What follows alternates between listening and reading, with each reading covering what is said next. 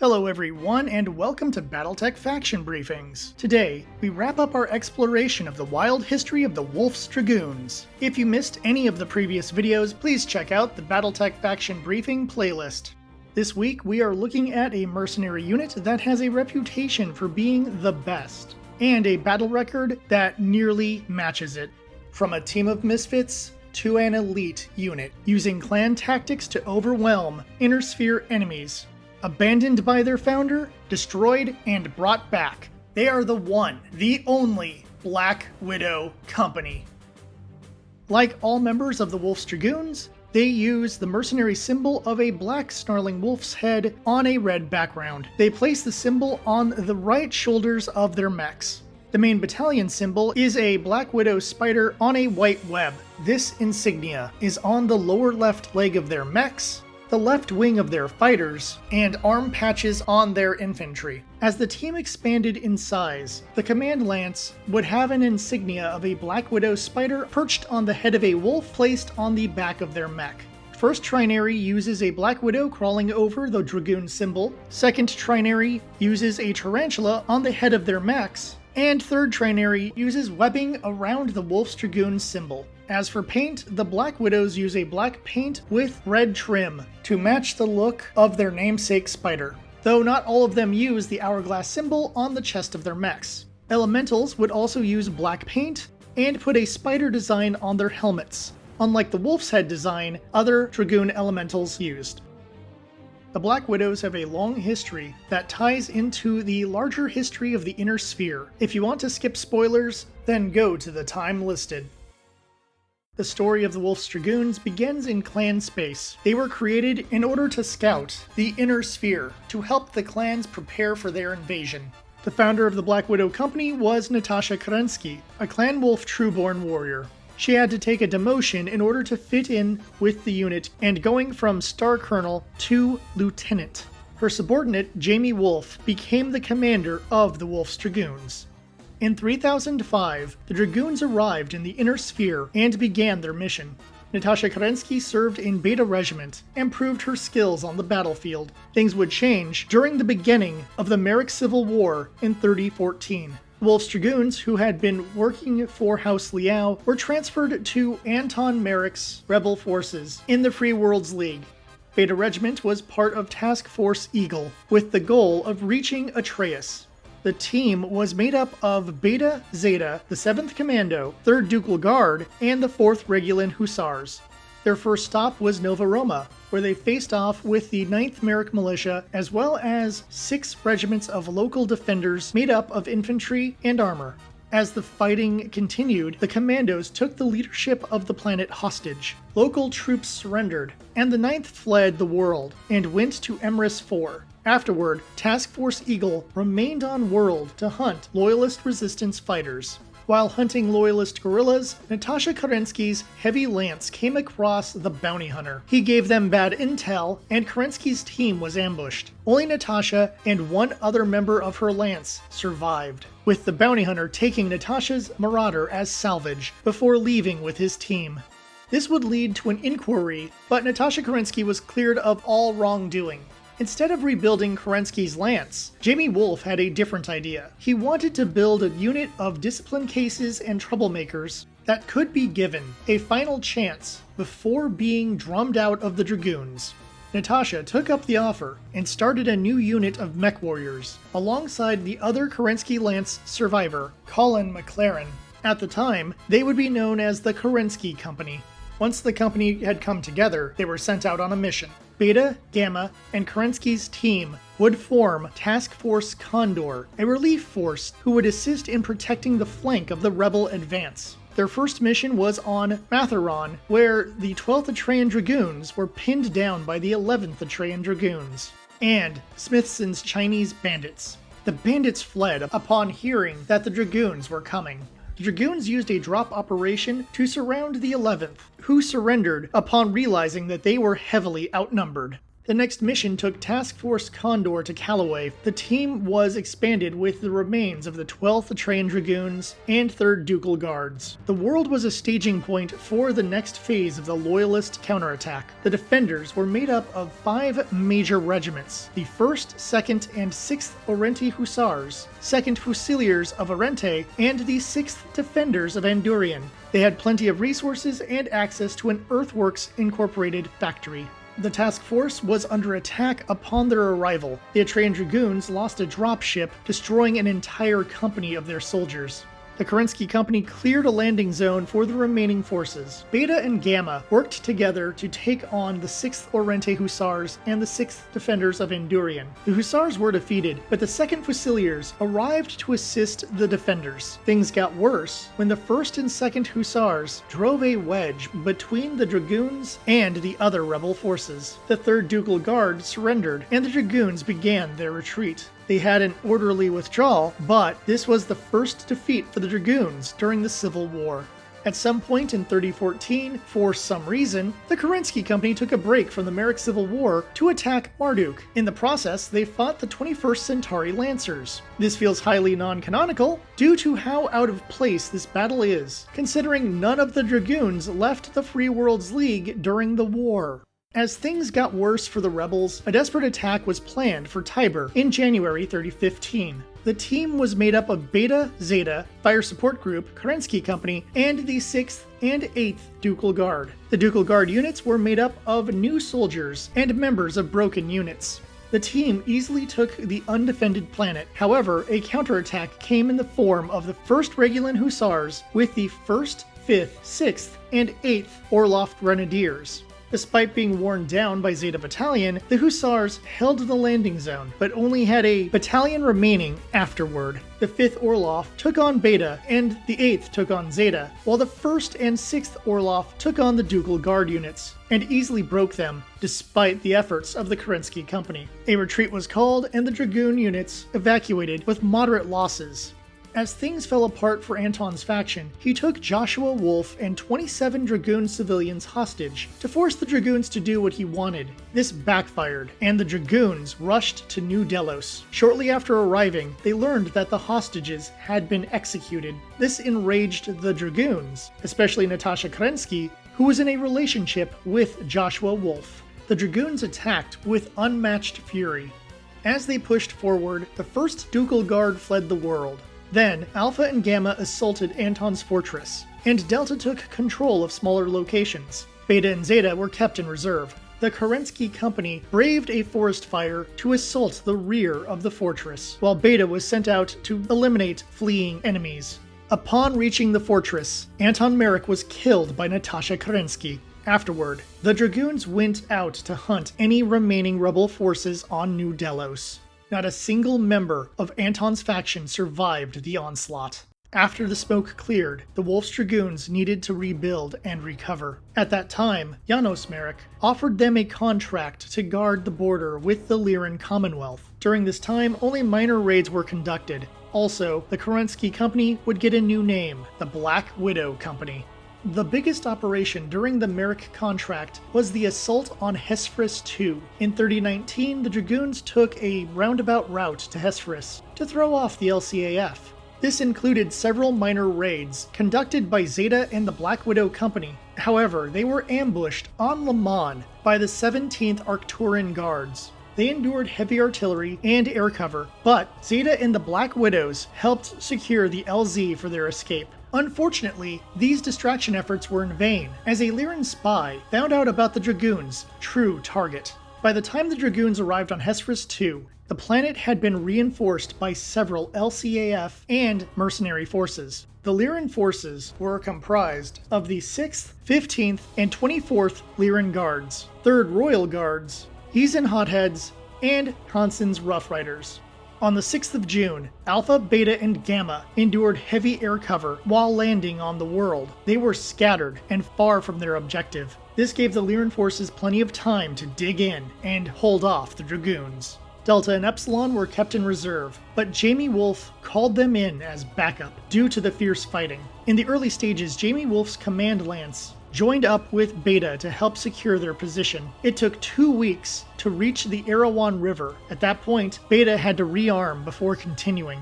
Several attempts were made to cross the river, but the Dragoons were pushed back by heavy firepower, hover tanks, and airstrikes. Beta and Zeta were sent in to be a distraction, while the Black Widows, alongside Delta and Epsilon, were attempting to flank the Defiance Industries factory via a mountain pass. Delta and Epsilon held off the Lyran forces, and the Black Widows made it to the factory, but they were beaten back by Hansen's Rough Riders. Even when Delta and Epsilon arrived, the Lyran forces had regrouped. The flank attack force had to retreat. After weeks of fighting, the Dragoons had no choice but to abandon the world. After the retreat, the Dragoons took time to recover. Jamie Wolf and Natasha Kerensky went back to clan space and returned with new equipment 6 months later. There was little action during this time of recovery, and the Dragoons rebuilt by bringing in Inner Sphere pilots for the first time. In 3020, the Dragoons took up a contract with House Steiner. Not long after they took the contract with the Lyrans, the Black Widows were sent on a raid to Kessel. They battled Smithson's Chinese bandits and successfully completed the raid. After that, they went on minor raids of little note. Due to issues with Lyran Command, Jamie Wolf broke the contract in 3022 and took up a new contract with the Draconis Combine. In 3023, Epsilon and the Black Widows were sent to Hoth, where they would team up with the 17th Gale Dawn Regulars. The raid was designed to attack a Federated Suns research lab. The facility was researching double heat sinks and developing the Super Wasp and Super Griffin prototypes. The base was defended by the 151st Light Horse Regiment, 17th Battalion of the 21st Stryker Regiment from the Iridani Light Horse, as well as elements of the Draconis March Militia. The team used probing attacks to push back the ELH forces. A coordinated attack was planned, but the regulars jumped the gun and charged at dawn. This gave the Light Horse an opportunity to flank the Dragoons. The team rallied and countered, taking control of the battle with the obtuse maneuvers of the Black Widows. The Widows took the facility, but found out that most of the useful information had already been moved from the world. Despite the limited spoils, the destruction of an enemy laboratory was considered a victory. After Hoth, the Black Widow Company made their way to Donegal. They battled elements of the Cadet Corps from Meistmorn Academy. It is Dragoon policy to not attack a former client. Therefore, this likely never happened. Soon after that, the Black Widows joined the Dragoons as they raided New Aberdeen and came across the Iridani Light Horse again. During the 3 months of fighting, the Black Widows would have a major victory against a company of ELH forces who were baited out of their defensive position and ambushed. In 3024, Epsilon was once again teamed up with the Black Widows to raid Renmis III, known as Korsaden. They faced off with the 3rd Davian Guards and Lyndon's company. The Widows took out an ammo depot, and during the week of fighting, Owen Lyndon, commander of Lyndon's company, died. Epsilon Regiment was primarily used as a backup team as the Widows led the charge. After that, the Widows, with other Dragoons, went to Llandathu 4 on a raid. The team ended up battling McKendrick's company of the 3rd Davian Guards.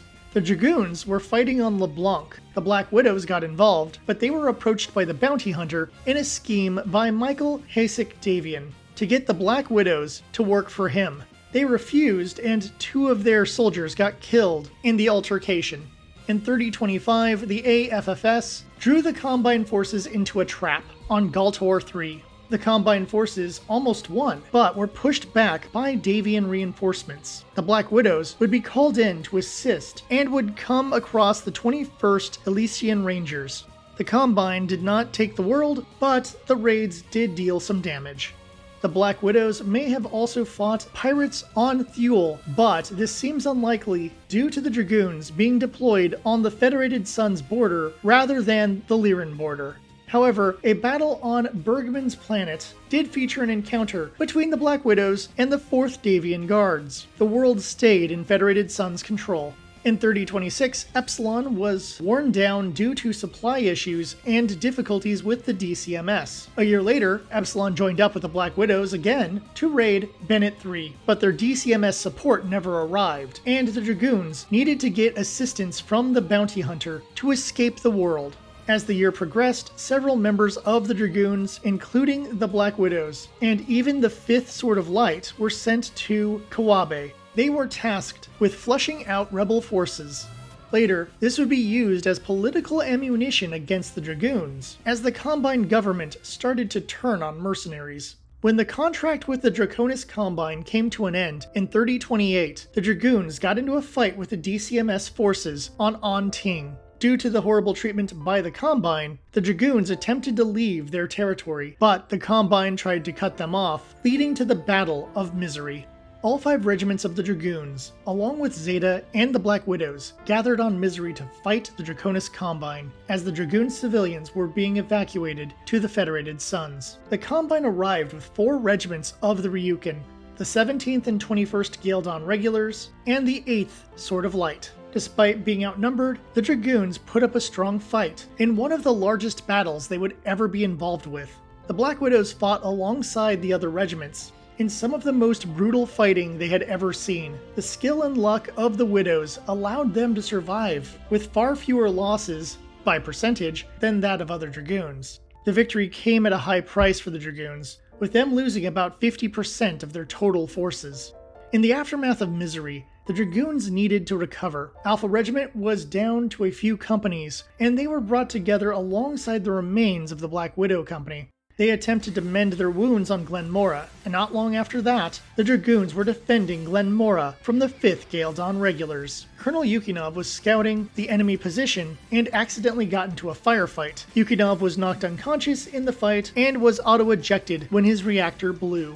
Due to his wounds, he turned command over to Major Kosasha de Kirk. Her first command was to send the Black Widow Company behind enemy lines. Their raid was successful, including destroying a mobile HQ and disrupting Combine rear lines. 2 heavy companies were sent after the Widows, and many of them were destroyed before the Widows withdrew. Jamie Wolfe finally returned to join the Dragoons, and his dropship had to fight through a screen of Kurita fighters. However, the 5th also got reinforcements from the 16th Gale Dawn Regulars. Alpha tried to disrupt the meeting of the 2 units. While they failed, they did deal some damage and got to a defensible position.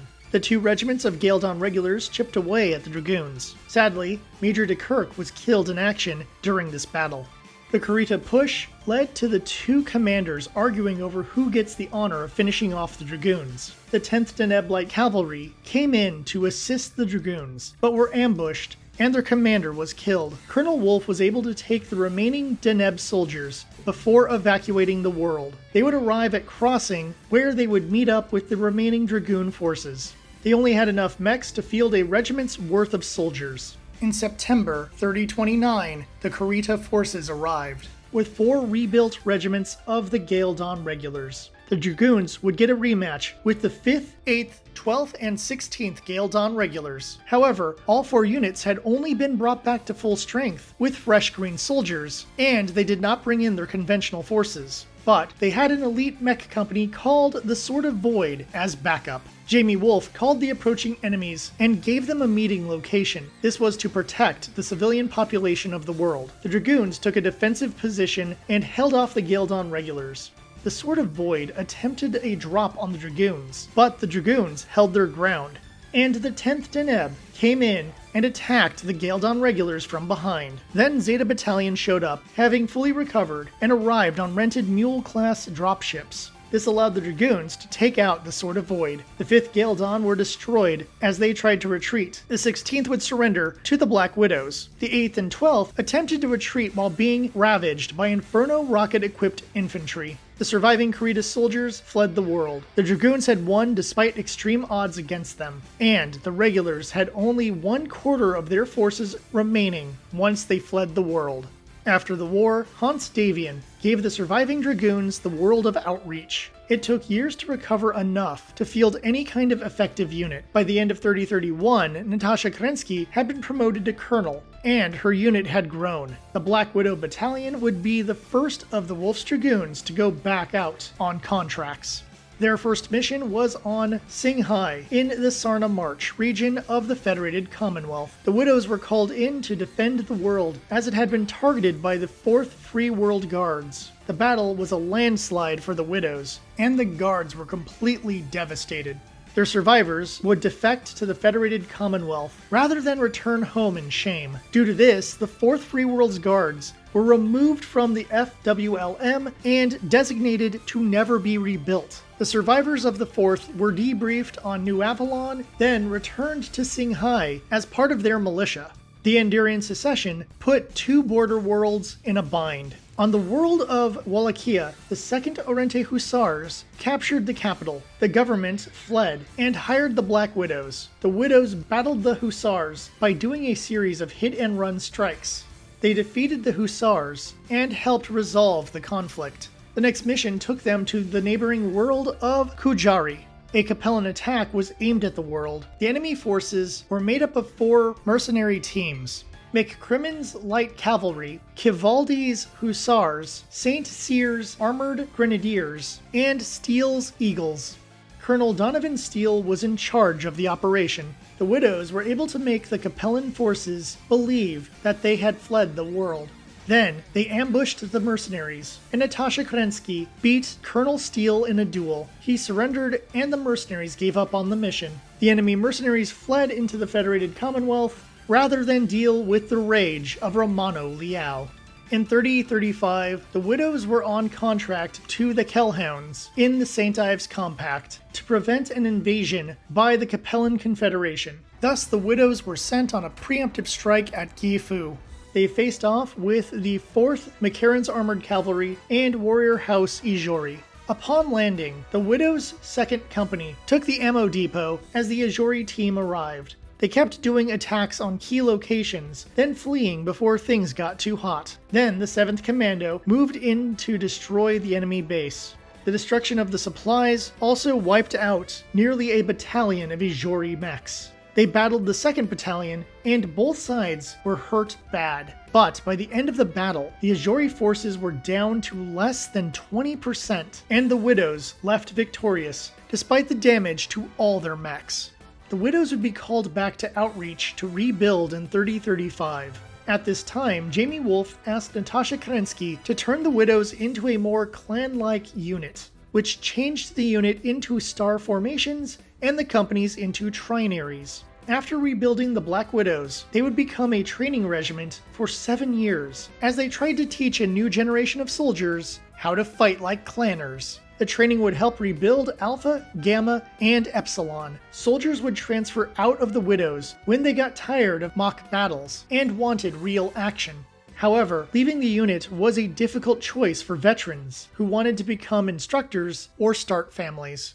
In preparation for the invasion of the Draconis Combine, most of the Dragoons were transferred to CAF. However, Beta and the Black Widows remained behind on outreach to protect the civilians and Dragoon dependents. When the 18th Merrick Militia captured Hall, the Widows were called out to take it back. The Widows captured a battalion, and Natasha Kerensky challenged Colonel Mayers for the fate of Hall. It was a tough fight for the 18th, as they had to face the unique tactics of a clan formation, which gave the Widows a distinct advantage. The 18th were completely devastated, and Hoff was returned to the Federated Commonwealth. After the war, the Black Widows returned to being a training unit. They worked with several weak units, including Delta Regiment, who had lost their commander and were in tatters. This training led to Delta Regiment becoming a fully powered unit by 3045.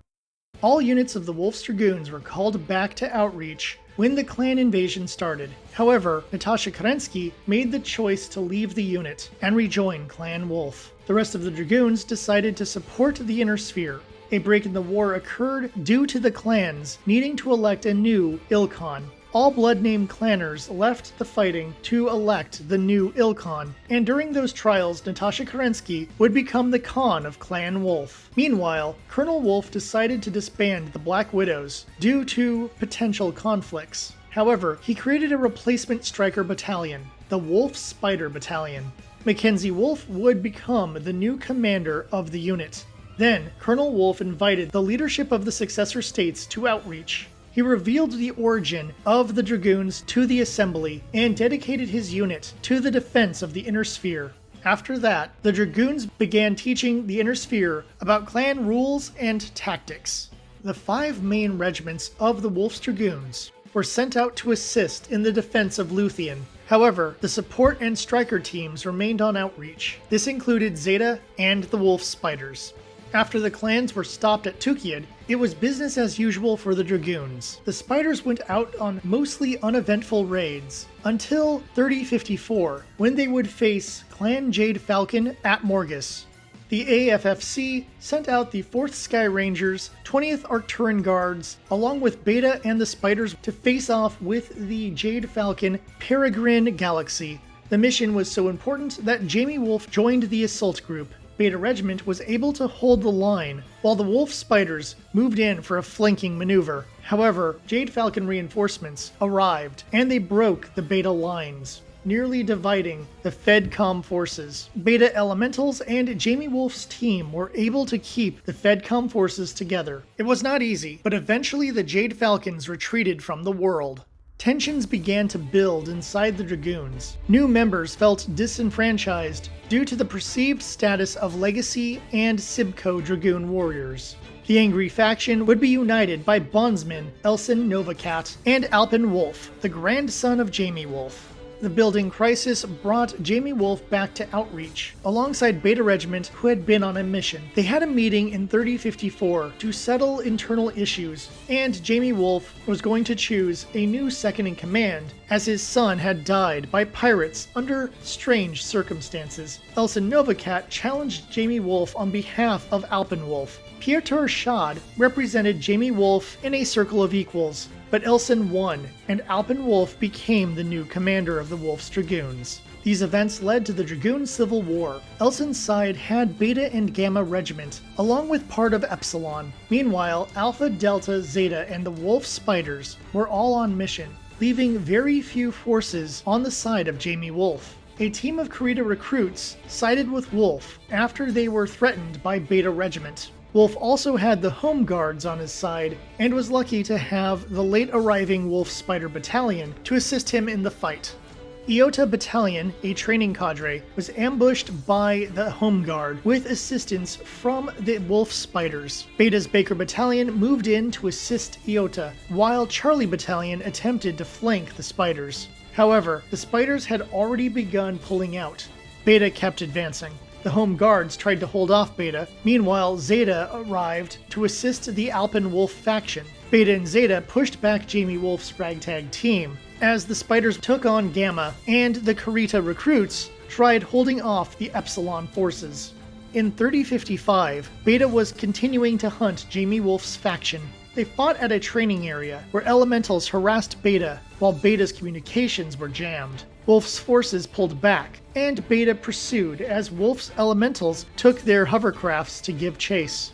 The Home Guard moved in, and the battle moved in favor of Jamie Wolf. Meanwhile, Gamma teamed up with Kappa, an outreach support team. They faced off with the Spiders. Gamma's lack of skill was clear in the fight, but Gamma numbers kept the Spiders pinned down. Colonel Perella and Alpin Wolf's mismanagement of the unit gave Jamie Wolf's faction an advantage. Perella led his troops against the Spiders again, but Kappa commander Frazier turned sides.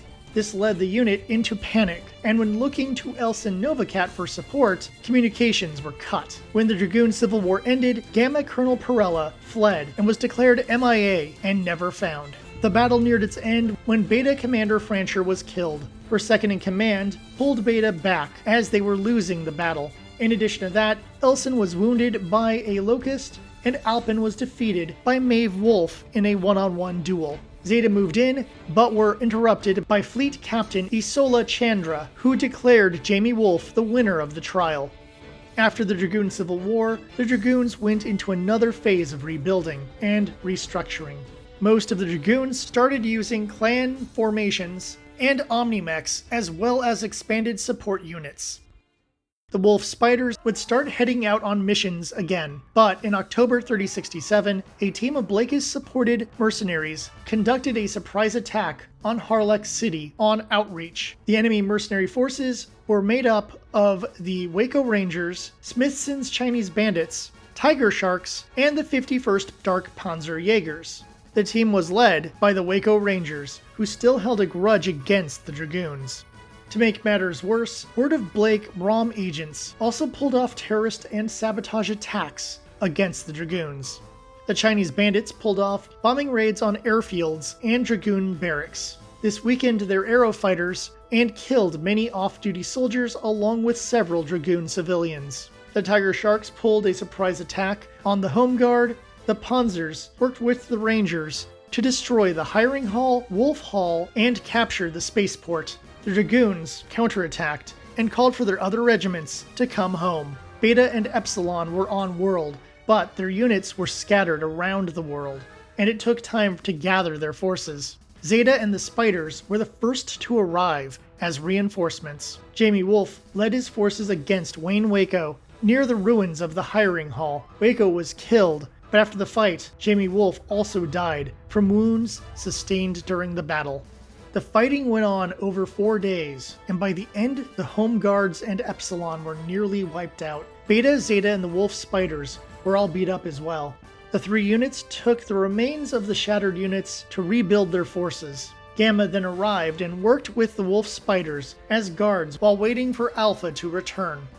After the failed attack on Mars, the Word of Blake took aim at Outreach once again. They sent the 6th and the 10th Divisions to wipe out the Dragoons. The Blakist warships easily took out the orbital defenses, and the Blake troops landed with little resistance. The Dismal Disinherited and Gamma would hold the line as the Wolf Spiders and the Broadsword Legion flanked the Blakists. The battle was going in favor of the anti-Blake forces, but the Broadsword Legion turned traitor and attacked the Wolf Spiders. By the time Alpha arrived, the world was in flames. Wolf Spiders and Gamma put up a good fight, but the Blakists were relentless. Upon arrival, Alpha was able to deal heavy damage to the enemy fleet, before dealing major damage to the ground forces. With things turning against the Blake forces, an atomic attack was ordered. The Dismal Disinherited were wiped out, and the Dragoons were hit hard. After the atomic attack, things were looking bad for the Dragoons. It was a difficult choice, but General Maeve Wolf ordered a retreat. It took the sacrifice of their last warship to make their escape. The Dragoons, what few of them were left, fled to Ark Royal. As they recovered on Ark Royal, General Maeve Wolf found Stacy Church and had her reform the Black Widow Company. She arrived on Outreach with a single lance of soldiers. However, their dropship was shot down by Blakist forces. The 4 warriors survived and began their war against the cult that had destroyed their home. The Allied Mercenary Command traitors, the Broadsword Legion, attacked them. They were overwhelmed and lost one of their soldiers before 2 lances led by Sibco graduate Francine showed up. They broke through and were able to escape. The group came together as a major resistance force and would eventually team up with Tara Lucas's resistance team. The Black Widows reached company size quickly and did guerrilla attacks against the broadswords. In April 3071, the Widows acted as bait to draw out the Broadsword Legion in order to trap them with Tara Lucas's forces. Only a handful of the Legion members survived the attack. After that, the Resistance forces focused on a different target, Wanamaker's Widowmakers, a group that had been holding several Dragoon civilians and soldiers hostage. The attack was successful, and the dependents were saved, but Tara Lucas was killed during the mission. They also captured 4 dropships and decided to evacuate the world. The Widows hit various targets of opportunity in the Word of Blake Protectorate while returning to Ark Royal. As the Word of Blake War came to an end, the Dragoons went into the process of rebuilding. The returning Black Widows were renamed the Spider's Web, and were the only striker battalion of the Dragoons, as Zeta Regiment had been wiped out on Mars. They worked for the Duchy of Tamarind Abbey, where they were sent to Satillo with Camacho's Caballeros. They defended the world from Lyran raids in 3113. Later, they worked with the Lyran Commonwealth to fight Clan Jade Falcon on Great X some point after the HPG blackout. Afterward, Colonel Henry Hack Kincaid took an Overlord C dropship and renamed it to the Jamie Wolf. It became the command ship of the Spider's Web. The Spider's Web would gain 2 sister units during the Dark Age. In 3129, the Tarantula Striker Battalion was formed and named after the 2nd Company of the original Black Widow Battalion. Then, in 3140, the Wolf's Bane would be formed to add another Striker Battalion rather than building up a proper regiment. Fun fact, 2 battalions would form an underpowered regiment, especially if supported by conventional forces. Later, the Dragoons took a contract with the Draconis Combine in the late 3130s. The Spider's Web was a core unit, leading the attacks across the Reach region of Disputed Space, an area of disputed space between the Draconis Combine and the Federated Suns. After the worlds were captured, the Dragoons would lead a preemptive strike against the Federated Suns on the world of Glenmora. However, they got overwhelmed by the Davian forces and had to survive a cat-and-mouse battle while waiting for reinforcements. The battle was a victory, but it took a toll on the Spiders, Tarantulas, and Wolfsbane striker teams. As the 3140s progressed, the Draconis Combine pushed forward towards New Avalon, eventually taking the world, with Dragoon support, in 3146.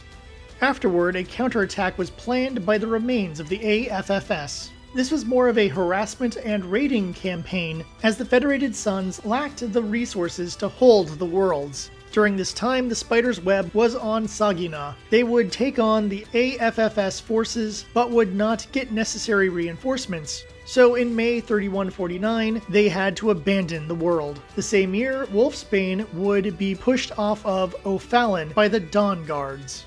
In 3151, the Dragoons were approached to join in with Clan Wolf in the ilClan trial. After a brief insurrection, the Dragoons would join up and fight in the Battle of Terra. Part of the Wolf Spiders served in the battle, as not all units of the Dragoons made it to Terra on time. The Spiders were able to survive with only 40% losses in Baker and Charlie companies. After Clan Wolf won the Battle of Terra, the Dragoons were sent on their way with blood medals and a bag full of silver. Colonel Kincaid, who had not battled on Terra, took the remaining leadership of the Dragoons into custody for a court-martial. The leader of the Dragoons, Colonel Brubaker, was found guilty and ended his own life. Colonel Kincaid took command and began a process of rebuilding the Wolf's Dragoons. Part of this process involved him deactivating the Spider's Web in order to let those elite soldiers become the foundation of various reborn regiments in the hopes of bringing the Dragoons back to their former glory. Meanwhile, the Tarantulas were sent off on raids to New Olympia and Campbellton. The Tarantulas were heavily damaged after the campaign, and their soldiers were used to help rebuild Epsilon and Zeta. Finally, the Wolf's Bane went to Ilion and became a training team to help build up the new Wolf's Dragoons. It cannot be understated how much impact the Black Widow Company had on the history of the Inner Sphere, from their victories against other mercenaries to the training of other Dragoons. They were a group of misfits that evolved into one of the best teams amongst any mercenary faction. In the ilClan era, they were disbanded to rebuild the Dragoons, but it is obvious that someday they will make a big comeback.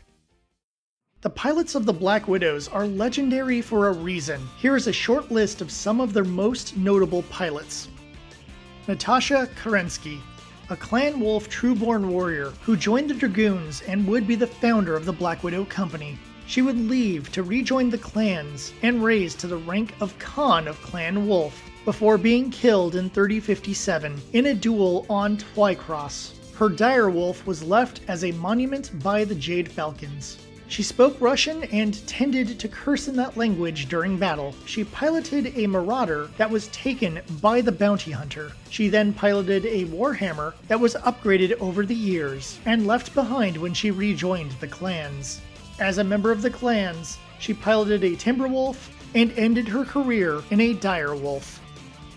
Mackenzie Wolfe, the son of Jamie Wolfe, who went under the name Darnell Winningham in his youth. He served with Beta Regiment. After the Fourth Succession War, he was transferred to the Black Widow Battalion as a company commander. He was promoted to leader of the Widows when Natasha left the unit, and he was also his father's second-in-command after the clan invasion. He was killed under suspicious circumstances, which partially caused the Dragoon Civil War. He piloted an Enforcer. Later, he would pilot a Marauder too.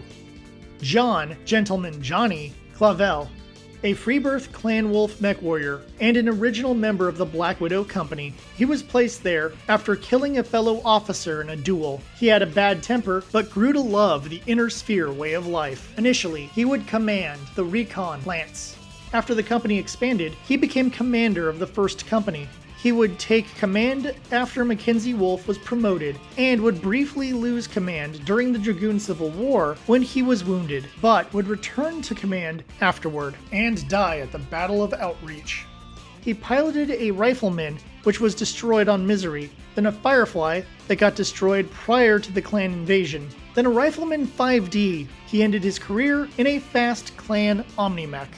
Maeve Wolfe, clone of Jamie Wolfe and commander of the Spiders during the Dragoon Civil War. She would be promoted to leader of the Wolf's Dragoons. She survived the Word of Blake assault on Outreach, but would get killed in a terrorist attack on Ark Royal at the Ark Royal Summit in 3073. She piloted a TDR-9W Thunderbolt. Stacy Church, a war orphan found by Delta Regiment in the ruins of a church. She joined the Wolf Spider Battalion due to her skills and training record. After the Dragoon Civil War, she was promoted to a Trinary commander. Her team was wiped out in an ambush on Outreach. She was evacuated to Ark Royal, but returned to lead the resistance forces as commander of the new Black Widow Company. She piloted a Loki that was destroyed during the Dragoon Civil War. Then a Mad Cat, Timberwolf, destroyed on Outreach. Finally, she piloted an experimental Zeus X. Henry Hack Kincaid. He was a soldier in the Spider's Web Battalion during the Dark Age. By 3128, he was in command of the battalion. He grew close with the Combine Liaison Officer Taisa Tori Ishihara. He couldn't make it to the ilClan trial. He brought the Spiders, Wolfsbane, and Tarantulas to Savannah to await the return of the Dragoons. He would order the court-martial of the officers responsible for sending the Dragoons to the Battle of Terra. As the highest-ranking officer, he took command of the Dragoons in 3151. He pilots a Guillotine 2C. Eric Gamble. He began as part of Alpha Regiment, but was transferred to the Wolfsbane Striker Battalion in 3140. Then he became part of the Spider's Web Battalion by the Battle of Terra, then led the Tarantulas Battalion after the war. He would get wounded on Campbellton, but when he recovered, he was made the commander of the new Baker Battalion of Epsilon. He pilots a Vulture Mad Dog Omnimech. Colin McLaren, one of two survivors of the ambush on Nova Roma. He was very loyal to Natasha Kerensky and was one of the first to join the Widows. He began to care about his team and became a good leader over time. He piloted a Marauder. Lynn Sheridan, a trueborn warrior of Clan Cloud Cobra, who was taken by Clan Wolf. During the Merrick Civil War, she got into a bar brawl with Anton's troops. She was an aggressive mech warrior who got in trouble for her attitude and behavior on several occasions. She used a CRD-3R Crusader. James Riker, a member of Epsilon Regiment who was wounded on Harrow's Sun and lost his mech on crossing. After he recovered, he was transferred to the Black Widow Battalion and served with them for years. He piloted an imp that was destroyed on crossing, then he piloted another imp.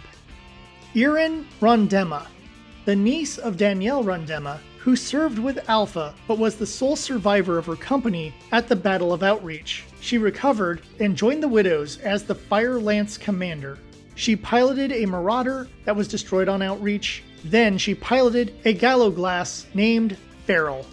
Francine, Only 2 weeks after leaving her Sibco, she was battling the Word of Blake on Outreach. When the Dragoons fled, she stayed with the Resistance forces. In 3070, she joined up with the new Black Widow Company. She piloted a Griffin. The Black Widows are a team that follows the Cobra Kai motto: strike hard, strike first, no mercy. They have mechs of all weights, but unlike other units, their listings have been well documented. If you have any of the major Black Widow sourcebooks, you can recreate their forces exactly.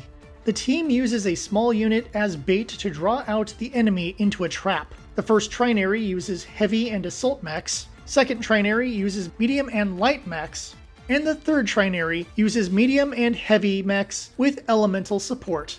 The Black Widow Company was originally made of a Command Lance, Fire Lance, and Recon Lance.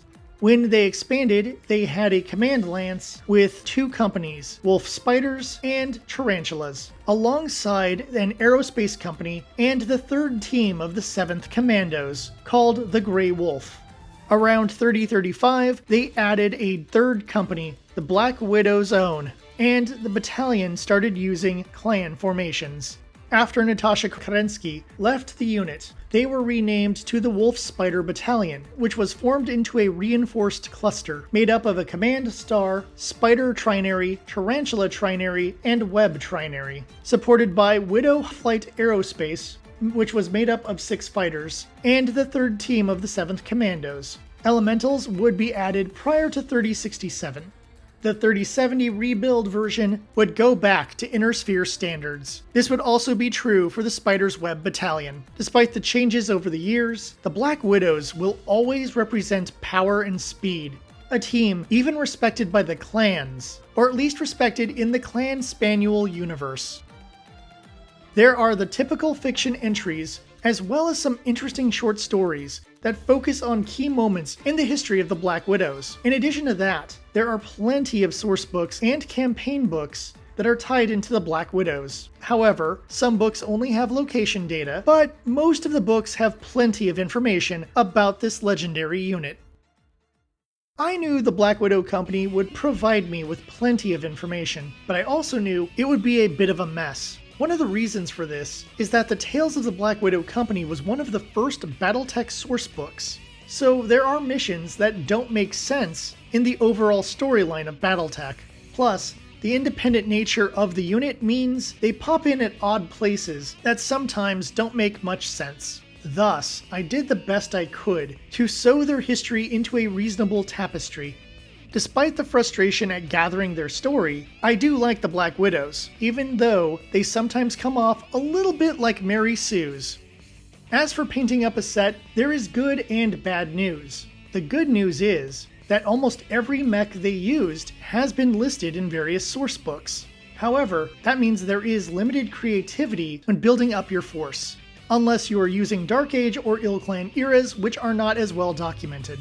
I want to paint up a set, but the limitations are a little annoying, because I can't just 3D print what I need, and buying several boxes with about 1 mech I need per box can get very expensive. However, if you have a matching set of Widows, please post the image, because I'd love to see them. I'm glad I've wrapped up the Wolf's Dragoon saga. This has been a fun adventure, but I am grateful that it is over, because reading about the same battles over and over again gets old. On the good side, this made me explore some of the more recent fiction. This also made me want to record an audiobook version of Shadows of Faith, if I can find all the parts they released. Next time, I'll be looking at a house military unit, the 17th Avalon Hussars, a fan request. A big thank you to all the fans, new and old. I could not get through this project without your support. May your weapons stay hot, and your reactors stay cool. Until next time, thank you for watching, and I'll see you at the tavern.